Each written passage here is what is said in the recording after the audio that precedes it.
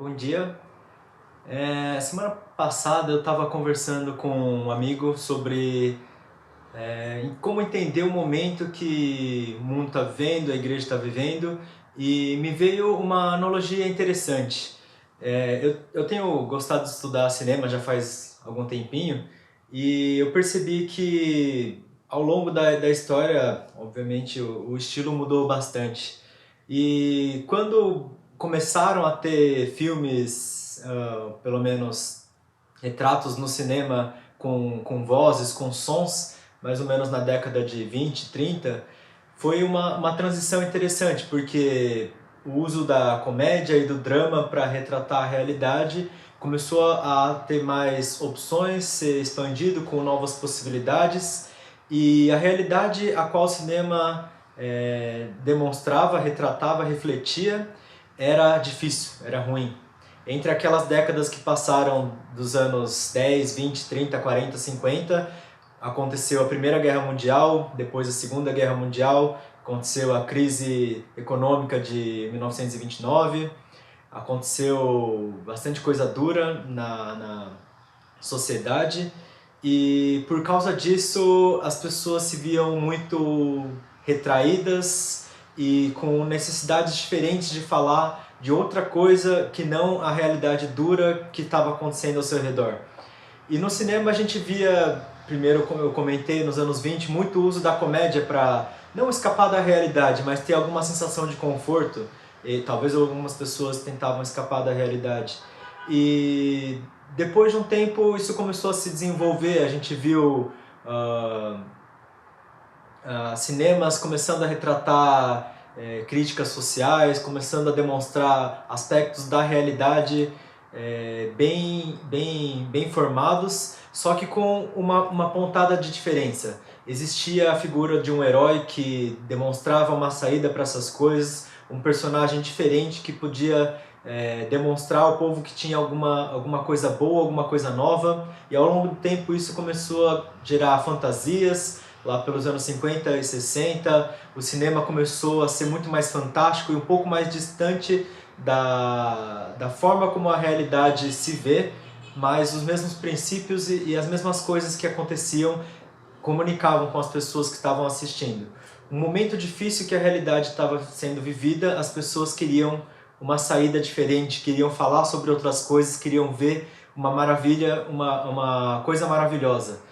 E o cinema, ele sempre foi muito oportuno para isso, e ele chegou, a tecnologia chegou no momento que a sociedade estava muito aberta para esse tipo de ideias.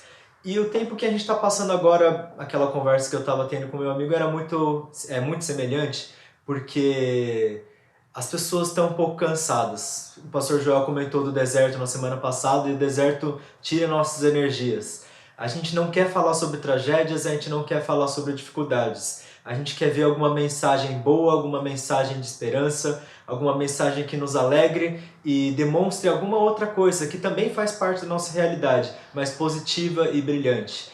E não é sorte, mas o lado bom de a gente estar fazendo parte da comunidade da igreja, da gente ser seguidores de Cristo, é que Ele mesmo é essa mensagem de alegria, essa mensagem viva, que no meio da nossa situação atual, difícil que ela seja, ela tem um toque de diferente, ela tem um toque de maravilhoso, porque o maravilhoso, aquele que o próprio Deus está no meio de nós, e Ele transmite de forma viva pelo Espírito Santo essa palavra nas nossas vidas.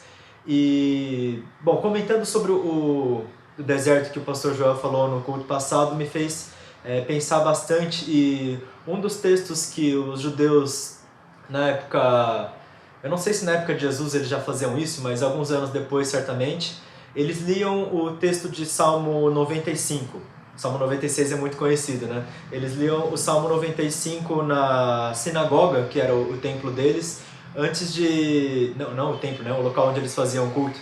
Antes de começar os cultos. E eu estranhei muito quando eu comecei a ler e debruçar em cima do texto, porque não me parece alguma coisa muito mastigável para você falar, para introduzir uma comunidade ao culto.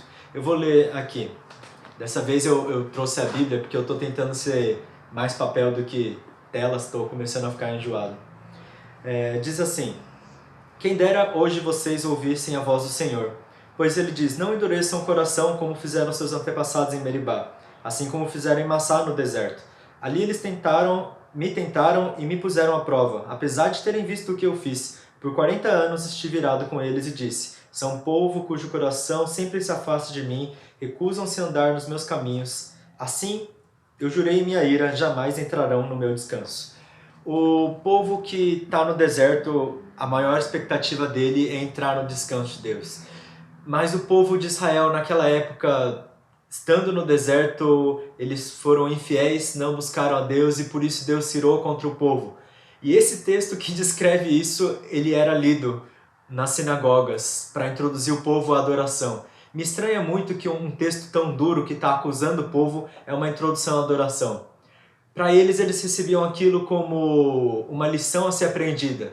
Se os antepassados cometeram esse erro, isso é um incentivo para a gente não cometer o mesmo erro. O autor de Hebreus, nessa carta, ele escreve, dedica 2 capítulos, capítulo 3, capítulo 4, para falar sobre essa fidelidade que a gente tem que ter a Deus, para que a gente encontre esse descanso. E nesse grande pedaço da sua carta que o autor de Hebreus coloca, ele repete 3 vezes esses versículos. E normalmente a gente vê citações da Bíblia falando apenas uma vez, ele repete 3 vezes, porque é muito importante essa volta à fidelidade, para que se encontre o sentido no meio do momento em que se viviam.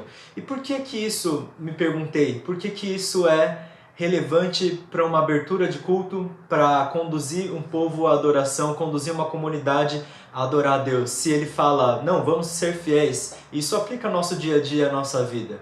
Mas essa fidelidade que resulta no descanso de Deus é motivo para a nossa adoração, é incentivo e direciona um povo que estava... Porque cada um buscava seus próprios interesses, não indo em direção a Deus. Então o povo que está junto, estamos aqui unidos para mais um culto, pode estar sendo juntos, buscando uma direção comum, buscando essa fidelidade que gera o descanso de Deus. Que Deus responde com o seu descanso. E também é interessante porque eu vou estar lendo agora o início desse Salmo 95, eu li a parte final, que é uma conclusão que fala, retomem a fidelidade para Deus e complementa esse início, que é realmente um convite à adoração da forma como a gente entende melhor. Venham, vamos cantar ao Senhor, vamos aclamar a rocha da nossa salvação. Vamos chegar diante dele com ações de graças e cantar salmos de louvor. Pois o Senhor é o grande Deus, o grande Rei acima de todos os deuses. Em suas mãos estão as profundezas da terra, a ele pertencem os mais altos montes. O mar é dele, pois ele o criou, as suas mãos formaram a terra firme. Venham, vamos adorar e nos prostrar, vamos nos ajoelhar diante do Senhor, nosso Criador. Pois ele é o nosso Deus, somos o povo que ele pastoreia, o rebanho sob seu cuidado. Vamos ter um culto de adoração a Deus, vamos louvar assim como o salmista nos convida e ter um tempo dedicado, sabendo que a nossa fidelidade para com Deus tem uma resposta de descanso, uma resposta que conforta nossos corações. Bom dia, igreja amada, tudo bem com vocês? Como vocês estão? Antes de entrar nesse momento de louvor e adoração, queria convidar vocês a pararem tudo que vocês estão fazendo agora, para focarmos na presença de Deus, deixar o celular um pouquinho de lado. Se você está assistindo esse culto pelo celular, então que você não se distraia com as notificações, mas que você possa olhar depois, mas que a gente possa estar por inteiro na presença de Deus. Então, quando a gente se reúne como igreja, né, e a gente sente a presença de Deus, a mesma presença se faz presente nas nossas casas, o mesmo Espírito que nos conduz em adoração, ele se faz presente no nosso coração. Então, que a gente possa, nessa manhã, parar na presença do Senhor e permitir o Espírito Santo nos conduzir em louvor e adoração e também sermos ministrados por Ele nessa manhã. Então, onde você estiver, queria convidar vocês a fecharem os seus olhos. e ter um tempinho de oração. Então feche os seus olhos, comece a focar na presença de Deus, com as suas próprias palavras, que você possa agradecer ao Senhor por esse dia, por essa semana. Coloque palavras de gratidão, de exaltação ao Senhor, por quem Ele é. Comece a expressar agora quem o Senhor é para você.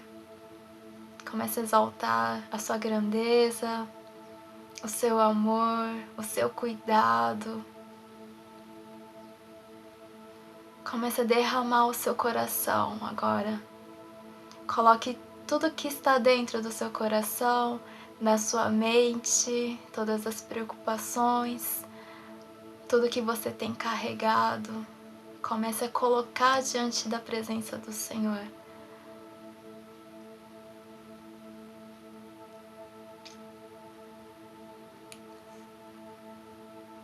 Senhor Deus, Pai, nós te agradecemos por esse dia.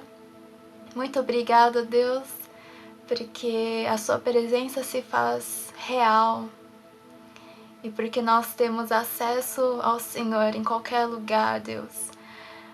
Muito obrigada, Deus, por esse dia, que nessa manhã o Senhor tenha liberdade em nós, Deus. Que o Teu Espírito tenha liberdade em nós e nos conduza em adoração. Ministra, Senhor Deus, os nossos corações através de cada canção e que também nós possamos Te entregar um louvor, Deus, que Te agrade, Pai, e que tenha todo o nosso coração. Queremos estar por inteiro, Senhor Deus, na Tua presença. Abrimos o nosso coração. Que o Senhor tenha liberdade, Senhor, de nos conduzir nessa manhã e também de ministrar, Senhor Deus, aquilo que o Senhor deseja, Pai. Em nome de Jesus. Amém.